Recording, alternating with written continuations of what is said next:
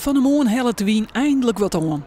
En bloot het aan de eindtas spannend. Maar voor de Ilkje 2 die het in de vierde aankomt, waait het krek net het gena. Want de winnaar luidt al op zijn plakje. Ja, kapot. Ja? Ja, drie dagen varen, 2 uur geslapen. Ja. Heel veel bomen, denk ik. We hebben heel veel geboomd. En vooral die mannen hebben echt heel veel geboomd en gejaagd. En, helemaal stuk. En dan luidt ik de nummer 2 aan. Die wordt sportief ontvangen door de winners. Ik alweer de strijd op het wetter heftig. Dat zeggen ze ook uit het wedstrijdskip wij.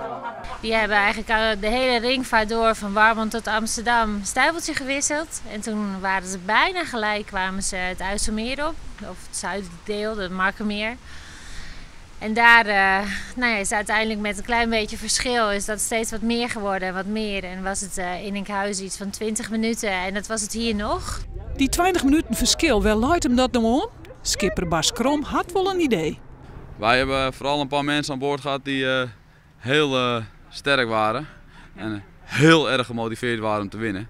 Ja. En daar hebben we eigenlijk de wedstrijd op gewonnen. Dus grutte biceps.